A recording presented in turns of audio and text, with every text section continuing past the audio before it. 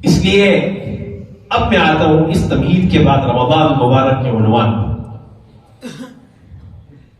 تو ہمارا اللہ کے قرآن سے کیا تعلق ہے، اس کو سمجھیے اور پھر رمضان کو اپنے سامنے رکھیے، اور اس رمضان کو اپنی زندگی کا بہترین رمضان بنانے کے لیے سب سے بہترین اگر ہمارے پاس کوئی تحفہ ہے، سب سے بہترین اگر کوئی تحفہ ہے، سب سے بہترین اگر کوئی ہتھیار ہے تو وہ اللہ کا قرآن۔ بس اللہ کا قرآن، جس سے ہماری دنیا کے مسائل بھی حل ہوں گے اور آخرت کے سارے مسائل کا حل بھی صرف اللہ کے قرآن میں ہے۔ تو اب یہ رمضان مبارک آ رہا ہے، تو ہم کیا کریں اس رمضان کے اندر؟ سنتے آیا پورے اس 11 مجالس کے اندر کیا کریں، میں اس تھوڑا سا مختصر کر کے، کیونکہ بہت ساری باتیں تو شاید ہم نہیں کر سکے، بہت ساری باتوں کو ہم جمع نہ کر سکے۔ 2 باتیں آپ کے سامنے رکھ رہا ہوں اس نیت کے ساتھ، اللہ کرے کہ میں ان پر خود بھی عمل پیرا ہونے والا بن جاؤں، اور یہ خلاصے کے طور پر پوری مجالس کا خلاصہ یوں سمجھو، یہ 2 باتیں آپ ذہن میں رکھ کے جائیے۔ وہ یہ، پہلی بات یہ ہے کہ اس رمضان کو، چونکہ رمضان اور قرآن کا ویسے ہی آپس میں بہت گہرا تعلق ہے، کیونکہ شہر رمضان الذی انزل فیہ القرآن، یہ قرآن جو اللہ کا کلام ہے، یہ اس رمضان مبارک میں اس کو نازل کیا گیا ہے۔ تو چونکہ رمضان اور قرآن کا گہرا تعلق ہے، لہذا پہلی بات جو آپ سے کہنا چاہتا ہوں کہ اس رمضان سے شروعات کیجیے اپنی زندگیوں کو قرآن کے مطابق لانے کی، اور قرآن کریم کے حقوق میں سب سے پہلا اور بنیادی حق یہ ہے کہ ہمیں اللہ کا قرآن صحیح پڑھتا ہوا آنا چاہیے۔ یہ بات میں کئی مرتبہ کہتا ہوں، آج پھر میں آپ سے کہہ رہا ہوں، اور میں یہ وضوح کے ساتھ کہتا ہوں، اس میں کوئی شرط والی بات نہیں، جو بات حقیقت ہے وہ حقیقت ہے۔ جتنے آپ سب یہاں بیٹھے ہیں اپنے آپ سے پوچھئے، آپ کا قرآن ایسا ہے؟ آپ مطمئن ہیں اپنے قرآن سے جیسا قرآن ہونا چاہیے؟ میں کئی مرتبہ کہتا ہوں، آج پھر کہہ رہا ہوں، کیونکہ ہم نے اللہ کا قرآن کو کیا سمجھ رکھا ہے؟ مولویوں کا کام ہے پڑھنا ہے، اس کو مولوی پڑھ دیں گے، اس کو یہ خالی مولویوں کے لیے نہیں ہے، نبی علیہ الصلوۃ والسلام کے ہر ایک امتی کے لیے ہے۔ اس لیے اس کو مولویوں کے ساتھ خاص مت کیجیے، حفاظ کے ساتھ اس کو خاص مت کیجیے، اپنے آپ سے پوچھیے میرا اللہ کے قرآن سے کیا تعلق ہے، مجھے قرآن پڑھنا آتا ہے؟ اپنی دوسری ضروریات زندگی میں دیکھیے، جہاں کہیں کمی لگتی ہے اپنے دنیاوی معاملات میں، تو کس طرح اس کو سدھارنے کی کوشش کرتے ہیں۔ آپ کے سوٹ بوٹ میں کہیں کوئی کمی رہ جائے، آپ کسی فنکشن میں جا رہے ہو، آپ کسی شادی کو اٹینڈ کرنے جا رہے ہو، اور وہاں پر کوئی آپ کو یوں کہ آپ کے کوٹ کے اندر ذرا سی اس میں یہ کمی رہ گئی ہے، آپ جائیں گے اس کوٹ کو پہن کر کے شادی میں؟ کسی بھی صورت میں نہیں جائیں گے، اور وہ قرآن جیسا پڑھتے آئے تھے ویسا پڑھتے پڑھتے اللہ کے سامنے کھڑے ہو جاتے ہیں، پتہ نہیں کس کے سامنے کھڑے ہو کے اللہ کا قرآن پڑھ رہے ہیں، کس کو سنا رہے ہیں اپنا کلام، جیسا پڑھ رہے ہیں جیسا پڑھتے آئے تھے، کوئی مسئلہ نہیں، کوئی مسئلہ نہیں، چلنے دو۔ ذرا سا داغ ہو کوٹ کے اوپر تو وہ کسی شادی میں جانے کے قابل نہیں، اور آپ نماز میں قرآن پڑھے اور جیسا تیسا پڑھے اور اس کو چلانے دیں۔ سوچو ذرا کیا عقلیں چلی گئی ہماری، کہاں چلیں گے ہم؟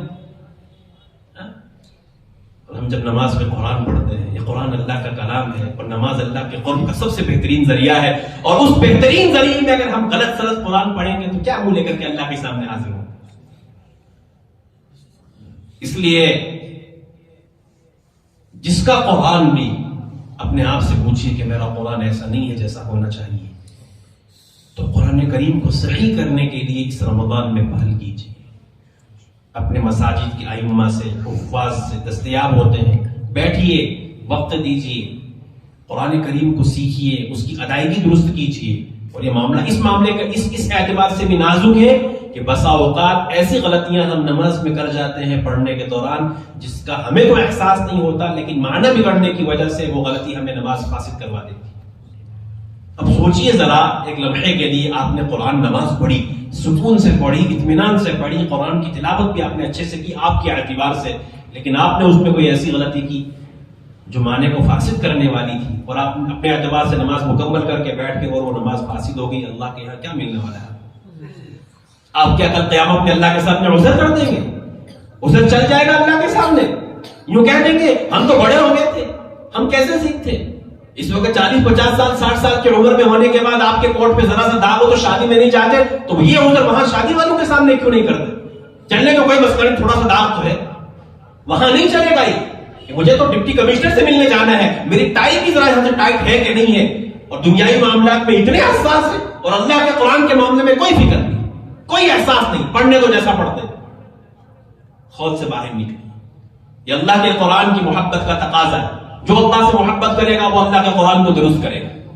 جو اللہ کی محبت کا دعویٰ کرتا ہے اس کے لیے ضروری ہے کہ اپنے دعوے کو سچ ثابت کرنے کے لیے قرآن کریم کے معانی اور مفاہیم پر عمل. تو دوسرے اور تیسرے نمبر کی بات ہے، پہلا حق یہ ہے کہ اس کو درست پڑھے. اگر آپ دعوے میں سچے ہیں تو قرآن کریم کو صحیح پڑھنے کے لیے آج سے محنت کریں.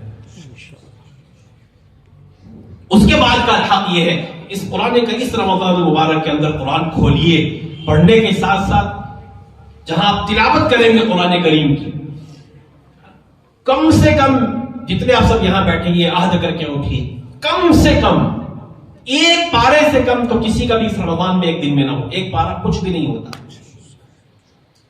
کہنے کے اعتبار سے ایک پارا ہو، ایک پارا پھر بات وہی آ جاتی ہے جو میں نے مسجد عثمان میں بھی آپ کے سامنے نقل کی تھی.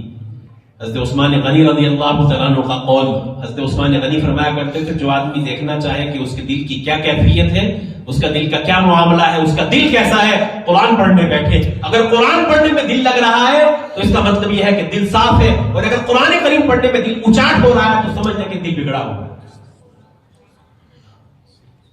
اس لیے پڑھنے والے تو ایک ایک پارے کا ایک ایک قرآن بھی پڑھتے ہیں، سب ایک دن کے اندر ایک قرآن پڑھتے ہیں. آج بھی ایسے لوگ موجود ہیں ایک دن کے اندر ایک قرآن پڑھنے والے. اور ہمیں ایک پارا سن کر ایک پارا کیسے پڑھیں گے؟ جب دل ہی میں عشق نہ ہو تو پھر ایک پارا کیا ایک صفحہ بھی مشکل ہے، اور جب دل میں لذت ہو تو ایک صفحہ نہیں ایک قرآن پڑھنا بھی آسان. دوسری بات یہ ہے کم سے کم درجے میں ایک پارا تو ضرور پڑھنے کا عہد کرے. اور پھر اس کے بعد تیسرا کام آپ نے قرآن کے حوالے سے یہ کرنا ہے کہ روز کی بنیاد پہ ایسا کریں کہ 3 سے 4 آیات ترجمہ اور تفسیر کے ساتھ ضرور پڑھیں.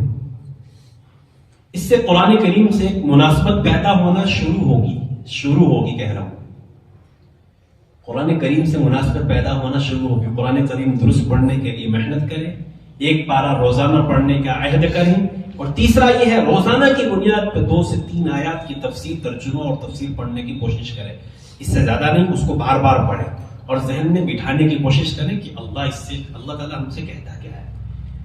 اللہ ہم سے، چونکہ قرآن اللہ کا کلام ہے نا، قرآن اللہ کا کلام ہے نا. باقی جتنی کتب تھیں، جتنی بھی کتب آسمان سے نازل ہونے والی جتنی کتب تھیں اللہ کی طرف سے، جتنی بھی نبیوں پر کتابیں نازل کی گئیں، وہ اللہ کا کلام نہیں تھی، وہ اللہ کی کتاب تھی، بھیجی گئی. لیکن قرآن تو اللہ کا کیا ہے؟ کلام ہے. مطلب اللہ ہم سے کچھ کہہ رہا ہے. اللہ ہم سے، جیسے میں آپ سے کچھ کہہ رہا ہوں نا، تو جب ہم قرآن پڑھتے ہیں نا تو مطلب کیا ہے؟ تصور پتہ کیا ہونا چاہیے؟ یہ قرآن پڑھ رہا ہوں، میرا اللہ مجھ سے کچھ کہہ رہا ہے.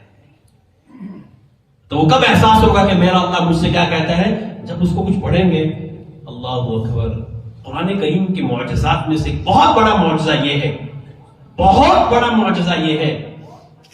اس دن ایک ساتھی عمرہ کر کے واپس ہے، میں نے ان کے سامنے بھی بات رکھی تھی. وہ عمرہ کر کے واپس ہے، میں نے کہا آپ عمرہ کر کے واپس ہیں. حج اور عمرے میں بھی اللہ تبارک و تعالیٰ نے قرآن کریم میں جہاں پر ابراہیم علیہ السلام کی زبان مبارک سے جو آواز لگوائی نا، آواز کب لگائی گئی تھی؟ ابراہیم علیہ السلام نے جب کعبہ تعمیر کیا، کب کعبہ تعمیر ہوا اور اللہ تعالیٰ نے ابراہیم علیہ السلام سے کہا ابراہیم آواز لگاؤ. ابراہیم علیہ السلام نے کہا اللہ کہاں تک پہنچے گی میری آواز؟ کہا کہ لگاؤ آواز. وَأَذِّن فِي النَّاسِ بِالْحَجِّ يَأْتُوكَ رِجَالًا وَعَلَى كُلِّ ضَامِرٍ يَأْتِينَ مِنْ كُلِّ فَجٍّ عَمِيقٍ. ابراہیم آواز لگاؤ، لوگ دور دراز سے آئیں گے، پیدل بھی ہوئیں گے، سوار ہو کر کے آئیں گے اس بیت اللہ کا دیدار کرنے کے لیے، اس کعبہ کا طواف کرنے کے لیے. قرآن کب نازل ہوا، یہ آواز کب لگائی گئی؟ اس سے پتہ یہ چلتا ہے کہ قرآن کریم کا معجزہ ہے، یہ قرآن کریم کی حقانیت کی ایک واضح دلیل ہے. اس لیے اس نظریے کے ساتھ اللہ کے قرآن کو پڑھیں کہ میرا اللہ مجھ سے کہہ رہا ہے، کچھ کہہ رہا ہے. پتہ کیسے چلے گا؟ جب اس کو پڑھیں. 3 کام قرآن کے اعتبار سے آپ نے یہ کرنا ہے، کریں گے سارے انشاءاللہ. اس لیے کہ اگر کچھ کرنے کا عہد ہونا تو انسان کر ہی لیتا ہے، ارادہ نہ ہو تو پھر جس طرح زندگی کے پچھلے رمضان گزرے، اس کے کتنے گزر گئے، یہ بھی گزر جائے. مجھے اچھے سے یاد ہے ابھی یہ رمضان، مطلب میرا ایسا ذہن یہ کہتا ہے ابھی اس رمضان میں ابھی ہم یہیں تراویح پڑھتے تھے اور پڑھاتے تھے، اور آج پھر وہ ساعات واپس آنے میں، اور پھر ابھی آپ دیکھنا اچھے سے یاد رکھنا، اگر ہم زندہ رہیں ابھی عید کا چاند نظر آئے گا، اور پھر ہر ایک انسان اپنے آپ سے پوچھ لے کہ رمضان کیسا گزرا. کہیں ایسا نہ ہو کہ جب عید کا چاند ہم دیکھیں اس وقت ہمارا ضمیر ہم سے یوں کہے کہ نہیں، جیسا گزرنا چاہیے تھا ویسا نہیں گزرا، ہم نے اس میں بھی گناہ کیے، ہم نے اس میں بھی منمانیاں کی، ہم نے اس میں بھی اللہ کو ناراض کیا، ہم نے اس میں بھی لغو و لعب کیا، ہم نے اس میں بھی گناہ کیے، ہم نے اس میں بھی سکون سے تراویح نہیں پڑھی، ہم اس میں بھی بیٹھ کے قرآن نہیں پڑھا، اس میں بھی ہم نے غلط آنکھوں کا استعمال کیا، غلط سوچا، غلط کانوں سے سنا. ایسا نہ ہو کہ اس وقت ہمارا دماغ ہم سے یوں کہے، لیکن اس وقت اگر ضمیر یہ کہے گا بھی نا تو پچھتانے کے سوا کچھ ہونے والا. اس لیے اس سے پہلے یہ مجالس اسی لیے منعقد کی جاتی ہے تاکہ ہم ذہنی طور سے اس کے لیے تیار ہوں، اور جب عید کی چاند نظر آئے، عید کا چاند نظر آئے اور لیلۃ الجائزہ عید کی رات جب عید کی نماز کے لیے ہم نکلے تو اس وقت ہمیں خوشی محسوس ہو رہی ہو. کس بات کی خوشی؟ ضمیر کہہ رہا ہو کہ ہاں تو نے رمضان بہت محنت سے گزارا، تو نے رمضان کافی مشقت سے گزارا، آج تجھے اللہ کی طرف سے پروانہ ملے گا کہ جب ان لوگوں میں شامل کیا جائے گا تجھے جن کے تعلق سے یہ اعلان کیا جائے گا کہ جا تو ان لوگوں میں شامل ہے جن کو بخش دیا گیا. اس لیے محنت کرنی ہے، کوشش کرنی ہے، وقت کا ضیاع نہیں کرنا ہے، اور وقت ضائع ہونے سے بچانے کے لیے اس کا سب سے آسان طریقہ یہ ہے. ویسے بھی زندگی میں ایسا ہونا چاہیے لیکن کم سے کم رمضان میں تو ایسا ضرور ہونا چاہیے. وقت کے ضیاع سے بچنے کے لیے، رمضان کو اچھا گزارنے کے لیے شیڈیول بنانا چاہیے، ٹائم ٹیبل بنانا چاہیے رمضان کا. میں نے اس وقت میں اپنی نوکری کرنی ہے، 8 گھنٹے کی آپ کی ڈیوٹی ہے تو آپ نے وہ کرنی ہے. اس 8 گھنٹے میں اگر آپ سرکاری نوکری کرتے ہیں تو یاد رکھیں وہ آپ کے لیے فرائض منصبی میں شامل ہے، اس میں کمی کوتاہی نہ ہو. اس ڈیوٹی میں آپ وہ کام کریں جو جس کی آپ تنخواہ لیں گے، اس کے علاوہ اپنا شیڈیول بنائیے، ہے نا. اب کہیں گے واپس آئیں گے ڈیوٹی سے تو جسم تھکا ہوا ہوگا، کیا کریں گے؟ تو میرے بھائیوں، اللہ تعالیٰ تو یہی چاہتا ہے کہ میرا بندہ تھکے تو مجھے ترس آئے اپنے بندے. جب بچہ روتا ہے نا تو ایک مرتبہ رونے سے ماں کو ترس نہیں آتا، کسی ماں کو ترس نہیں آتا، اور جب زیادہ رونے لگتا ہے نا تو بار بار رونے لگتا ہے تو پھر کیسی بھی ماں کیوں نہ اس کو کیا آ جاتا ہے. تو ہم نوکری کر کے رزق حلال کما کر کے آئے، اس کے بعد بھی اب دل سونے کا کر رہا ہے، دل تھکا ہوا ہے، مزاج یہ کہہ رہا ہے کہ تھوڑا سا آرام کرنا چاہیے، طبیعت یہ کہہ رہی ہے تھوڑا سا آرام کرنا چاہیے، لیکن آپ سوچتے ہیں کہ اگر میں نے اس وقت آرام کر لیا تو میرے قرآن کی تلاوت چلی جائے گی، میرے تو نفل پڑھنے کا وقت ہے وہ چلے جائے گا. تو پھر یہ کریں گے نا جب تو پھر اللہ کی محبت اترے گی، پھر اللہ کو ترس آئے گا کہ میرا بندہ میرے لیے کھڑا ہو گیا، میرے تھکان کے باوجود میرے سامنے کھڑا ہو گیا. تو پھر آپ کیا سمجھتے ہیں اللہ تعالیٰ آپ کی اس تھکان کو ضائع کر دیں گے؟ اللہ تعالیٰ آپ کو اس پر کچھ نہیں دینے والے. اللہ کی قسم، اللہ تبارک و تعالی اتنے قدردان ہیں، آپ کی اس تھکان پر، ایک تھکان پر جنت کا فیصلہ کر دیں گے. اللہ بڑے قدردان ہے. وہ جب نمازنے پر آتا ہے نا، اللہ تعالیٰ بندوں کے تنافس کو دیکھتا ہے کہ میرے بندے طلب کتنی رکھ رہے ہیں، میرے بندے طلب کتنی رکھتے ہیں، میرے بندے میرے سامنے کھڑے ہونے میں محبت کتنی رکھتے ہیں. اللہ تعالیٰ تو اس چیز کو دیکھتا ہے. ابھی جب دیکھتا ہے کہ ہاں میرا بندہ واقعی طلب رکھتا ہے، واقعی تھکنے کا شوق رکھتا ہے اور تھک بھی رہا ہے، اللہ تعالیٰ فرماتے ہیں فیصلہ کر دو میرے اس بندے کے لیے، اس کی دنیا بھی اچھی بناؤں گا، اس کی آخرت بھی اچھی کروں گا. اس لیے یہ سونے کا مہینہ نہیں ہے، سونے کا مہینہ نہیں ہے، یہ اپنے آپ کو تھکانے کا مہینہ ہے. خوب تھکائیے اپنے آپ کو. اسی طریقے سے یہ 29 دن گزر جائیں گے، پتہ ہی نہیں چلے گا. اس لیے تھکائے اپنے آپ کو. اللہ تعالیٰ ہم سب کو قرآن و سنت والی زندگی عطا فرمائے. ہاں دوسری بات، چونکہ جو قرآن کے حوالے سے میں نے آپ سے باتیں رکھی ہیں، اس سے پہلے ایک اور آزم بھی آپ کر لیں، کیونکہ نا اللہ تبارک و تعالی بندوں سے ایک چیز اور بھی چاہتے ہیں، وہ یہ ہے کہ بندے میری طرف رجوع کریں، ہے نا. اور ہماری زندگی ہمارے سامنے، کسی کی بھی زندگی کسی سے مخفی نہیں ہے. یعنی میری زندگی کیسی ہے میں بھی جانتا ہوں اور میرا اللہ تو جانتا ہی ہے. آپ کی زندگی کیسی ہے آپ جانتے ہیں، میں تو نہیں جانتا، لیکن آپ جانتے ہیں اور آپ کا اللہ جانتا ہے. تو ہماری زندگی ہمارے سامنے ہے. اپنی زندگیوں پر، اس پچھلی زندگی پر توبہ کریں، پچھلی زندگی پر توبہ کریں. جو گناہ ہم کرتے آئے ہیں، کر رہے ہیں، ان کو فی الفور چھوڑنے کا ارادہ کریں. ان گناہوں پر نادم و شرمندہ ہوں اور آئندہ ان گناہوں کے نہ کرنے کا عہد کر کے رمضان مبارک کو شروع کریں. چونکہ توبہ پتہ کیسی چیز ہے؟ توبہ ایسی چیز ہے وَإِنِّي لَغَفَّارٌ لِمَن تَابَ وَآمَنَ وَعَمِلَ صَالِحًا ثُمَّ اهْتَدَىٰ. اللہ تعالیٰ کو بندے کی توبہ اتنی پسند ہے، حدیث پاک میں آتا ہے کہ اللہ تعالیٰ جب بندہ توبہ کرتا ہے تو اللہ تعالیٰ کو بندے کی توبہ اتنی پسند ہے کہ ایک مرتبہ اس کی مثال یوں دی گئی حدیث پاک کے اندر، جیسے ایک آدمی کہیں جا رہا ہے، بیابان جنگل کا سفر کر رہا ہے، وہ ہے اور اس کی سواری ہے، اس کی سواری پر اس کا زاد راہ ہے، توشہ ہے، کھانے پینے کا سارا سامان رکھا ہوا ہے، اور وہ کہیں سفر کرتے کرتے تھوڑی دیر آرام کرنے کے لیے کسی درخت کے سائے کے نیچے لیٹتا ہے اور اپنے جانور کو تھوڑی دیر باندھ کر کے وہاں کھڑا کرتا ہے اور یہ لیٹ جاتا ہے، اور یہ جب نیند پوری کر کے کھڑا ہوتا ہے تو دیکھتا ہے کہ اس کی وہ سواری جس کے اوپر سامان بھی تھا، سارا کھانا پینے کا سامان، وہ سواری بھی نہیں، سامان بھی نہیں، اب بیابان جنگل کے اندر یہ حیران اور پریشان، اب میرا کیا ہوگا، سواری بھی نہیں ہے، توشہ بھی نہیں ہے، کھاؤں گا کیسے، رہوں گا کیسے، جاؤں کہاں پر، کہیں بھی اس کو کوئی سبب نظر نہیں آتا ہے، تو پھر وہ اپنی زندگی سے مایوس ہو کر کے واپس اس درخت کے نیچے بیٹھتا ہے، اس امید پر کہ اب تو میری موت ہی آنی ہے، اس کے علاوہ میرے پاس کوئی آپشن نہیں ہے۔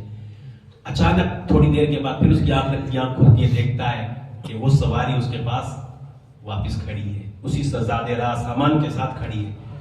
تو اس بندے کو سواری کے ملنے سے کتنی خوشی ہوگی، کتنی خوشی ہوگی کہ اس خوشی کے دوران اس نے کیا کہہ دیا، خوشی میں کہہ دیا، اے اللہ تو میرا بندہ، میں تیرا رب۔ خوشی کے عالم میں انسان کی زبان عام طور سے بہک جاتی ہے۔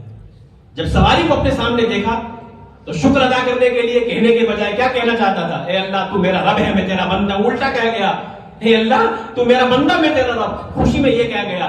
اس سواری کے ملنے سے جتنی خوشی اس آدمی کو ہوتی ہے، اللہ تعالیٰ کو بندے کی توبہ سے اس سے بھی زیادہ خوشی۔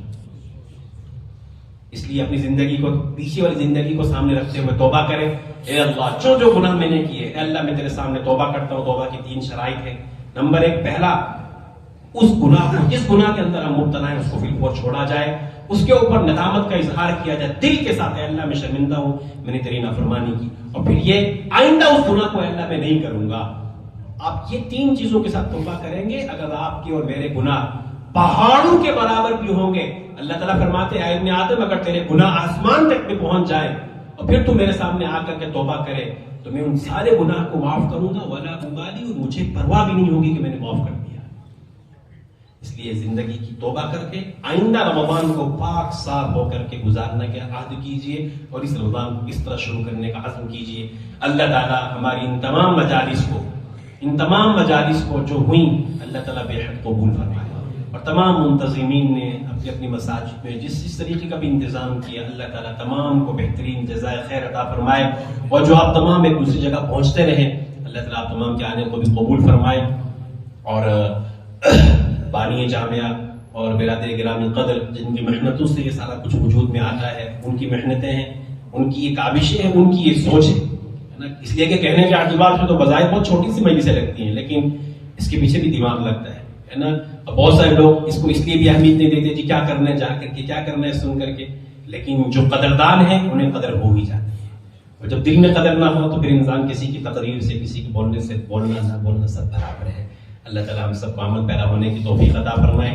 اللہ کرے کہ ہم عافیت سے رمضان کو پائیں اور عافیت سے پورا رمضان وصول کریں، اور جب عید کا چاند نظر آئے، اللہ کرے کہ ہم سب ان لوگوں میں شامل ہوں جن کے بارے میں آسمان سے آواز لگائی جائے گی کہ تم سب کو معاف کر دیا گیا۔ وآخر دعوانا ان الحمد للہ